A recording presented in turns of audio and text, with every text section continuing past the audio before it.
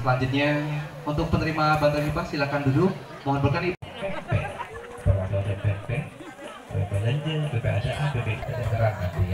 Nanti kita lanjutkan saja. Begitu sampai yang saya hormati. Masakan Nusantara merupakan cermin dari keberagaman nasional yang sudah tersebar dan dikonsumsi sejak lama.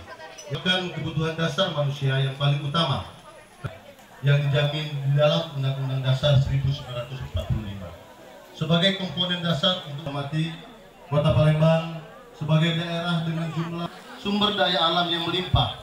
Masyarakat Kota Palembang satunya melalui lomba masak berbahan baku ikan yang dilaksanakan ini.